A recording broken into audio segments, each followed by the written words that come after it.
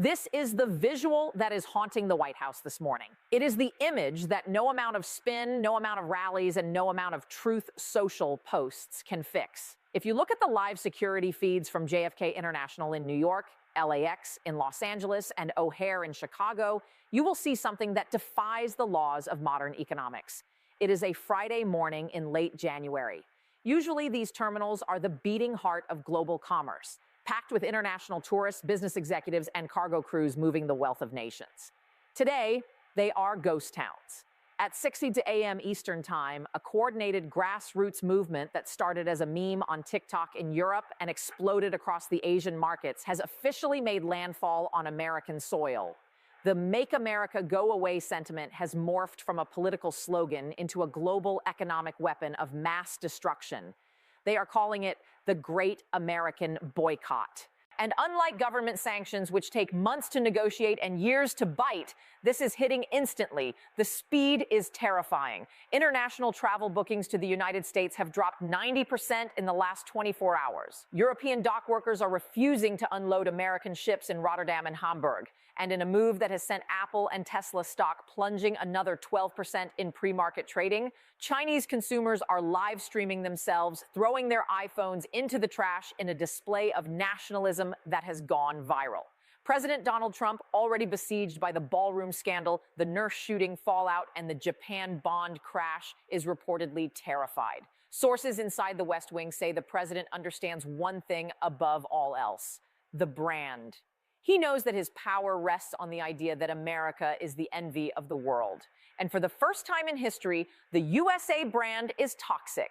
He is screaming at his trade advisors. He is demanding that the European Union force their citizens to buy American goods. He is threatening to seize foreign assets. But he is learning the hardest lesson of capitalism. You can force a country to sign a treaty, but you cannot force a customer to walk into a store. In this massive deep dive finale to our week of crisis coverage, we are going to break down the mechanics of this global boycott. We are going to expose the secret Zoom call between the world's top 50 CEOs that sealed Trump's fate. We are going to reveal why the president is suddenly frantically calling the very world leaders he insulted just 48 hours ago. And we are going to look at the BRICS option, the financial nuclear weapon that is being loaded into the silo right now. The world isn't just ignoring America. They are actively deleting us from the global economy. To understand the panic in Washington, you have to look at the speed of this. Governments move slow, people move fast. After the fatal insult tweet where Trump called European leaders vassals and the horrific leaked video of Sarah Jenkins being executed in Minneapolis, the global public snapped. The reservoir of goodwill that America built up over 75 years drained away in 75 hours. It started in Denmark.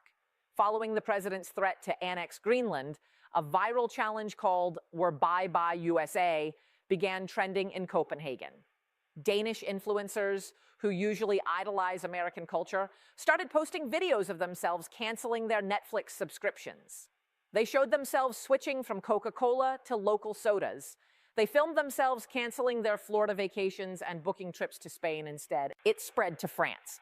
The French, who have always had a love-hate relationship with American power, decided they had enough. French cafes in Paris started putting up handwritten signs in their windows. No American products served here. Videos of French citizens returning Levi's jeans and Nike shoes flooded TikTok. The hashtag Sans Amerique, without America, became the #1 trend in the Eurozone. Then it hit Asia.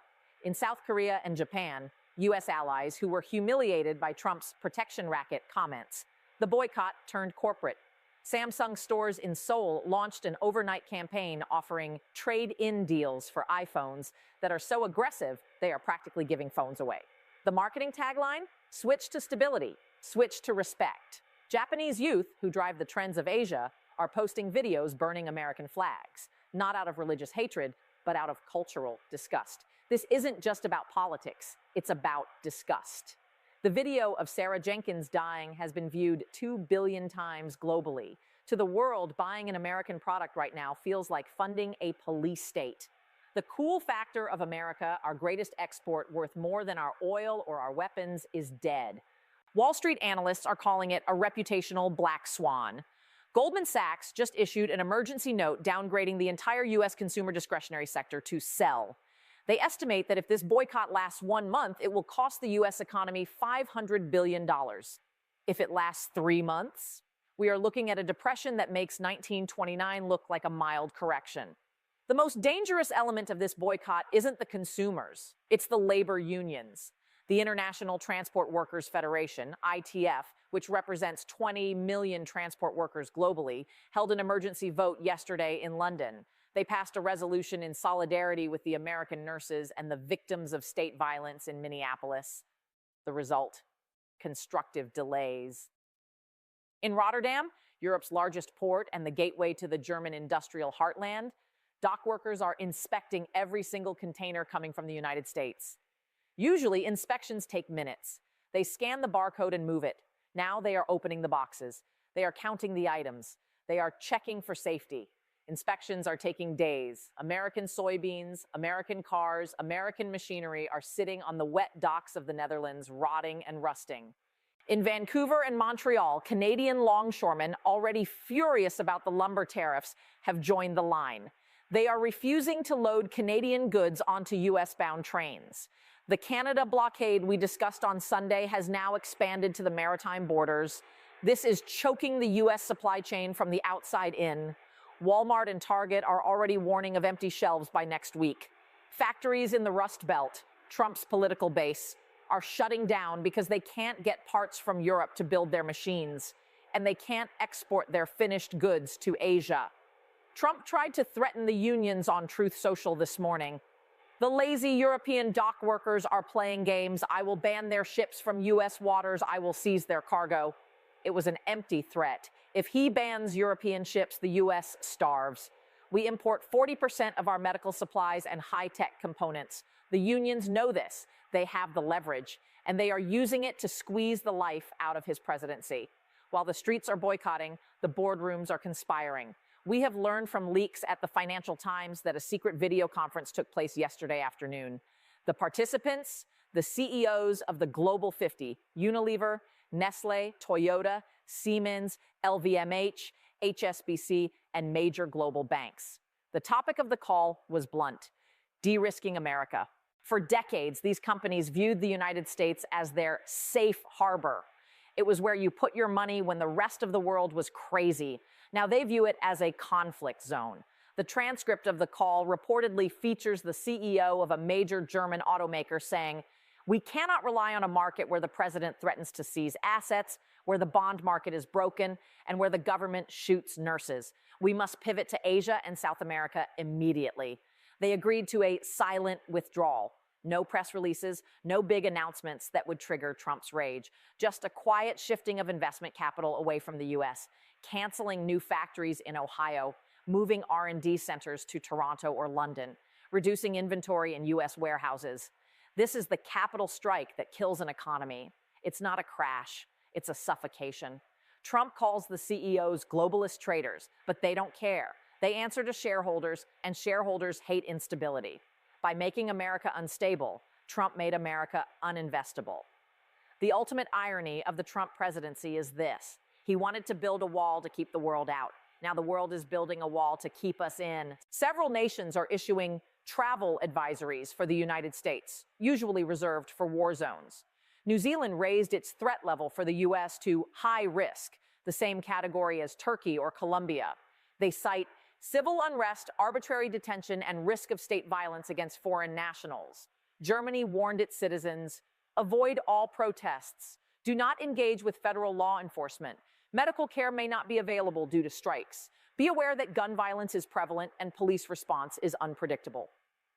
This is humiliating. The U.S. relies on tourism for 10 million jobs. Florida, Nevada, New York, their economies run on visitors. The hotels in Miami are reporting 80% cancellations for February. The casinos in Las Vegas are empty. Disney World is a ghost town. Trump's reaction to this has been frantic. He ordered the State Department to issue counter-advisories claiming Europe is dangerous, but nobody believes him. They see the video of the nurse. They see the tear gas in the church. They know where the danger is. Here is the terror part.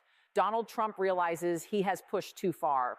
The fatal insult tweet didn't make them submit, it made them leave. Now facing an economic depression, he is trying to fix it. Sources say he spent the morning trying to call Emmanuel Macron and Keir Starmer. He wants to offer a deal. He is reportedly willing to drop the Greenland demands. He is willing to drop the tariffs. He just wants the statement retracted. He wants the ambassadors to come back, but they aren't taking his calls. The Élysée Palace in France issued a statement.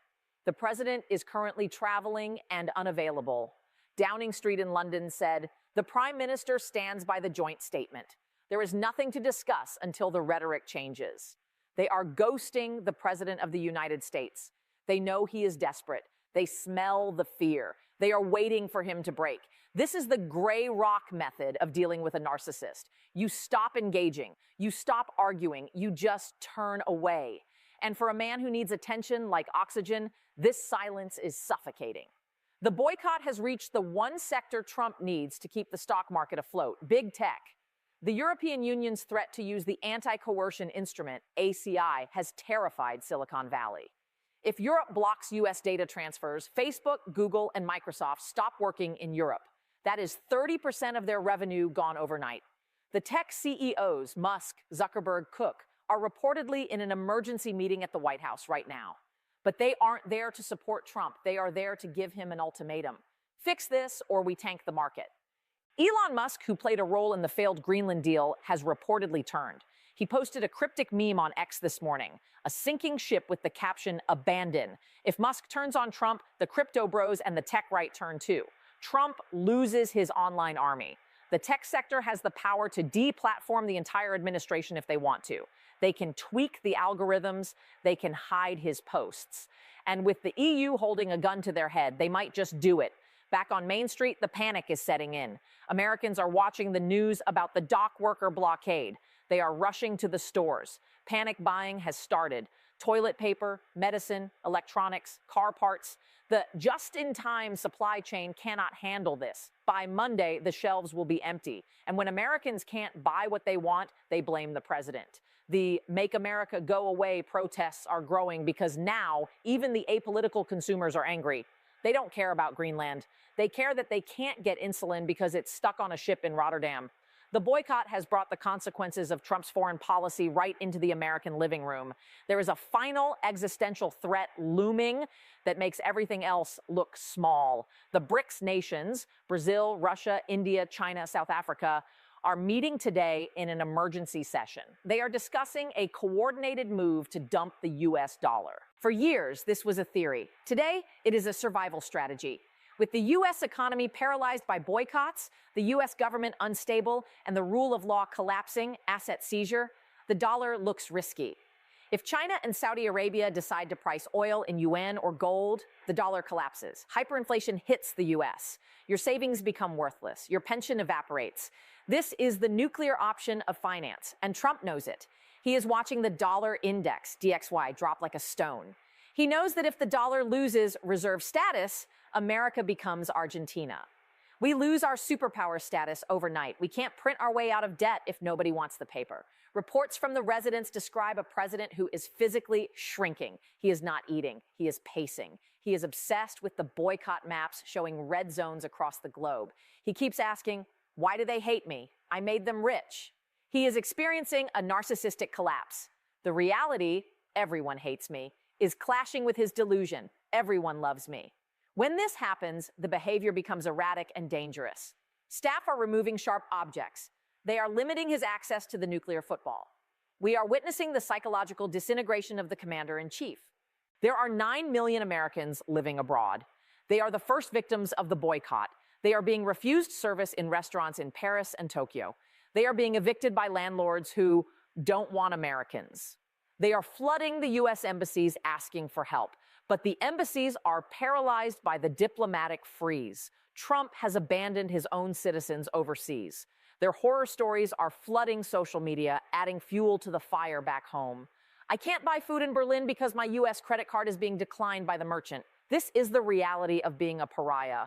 This week has changed everything. We started with a trade war. We ended with a global quarantine of the United States. The Make America Go Away movement succeeded. America has gone away. We are isolated, broke, and angry. The boycott proves that in 2026, you cannot rule by fear, because eventually the world stops being afraid and starts being organized. The consumers of the world have fired Donald Trump. Now we wait to see if the American voters will do the same.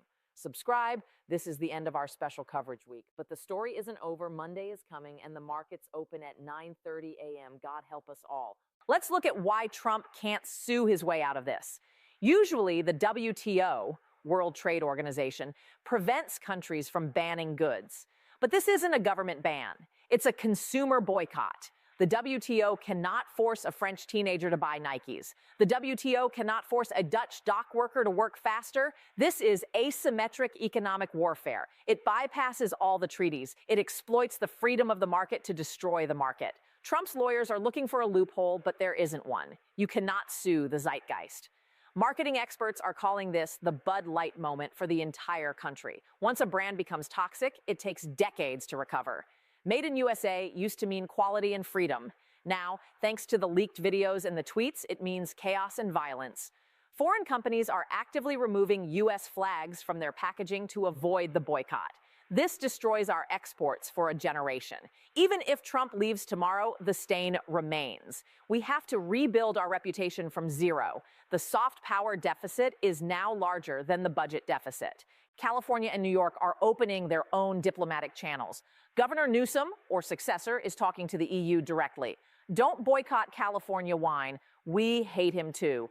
We are seeing the fragmentation of the U.S. foreign policy. States are cutting their own deals to survive the boycott.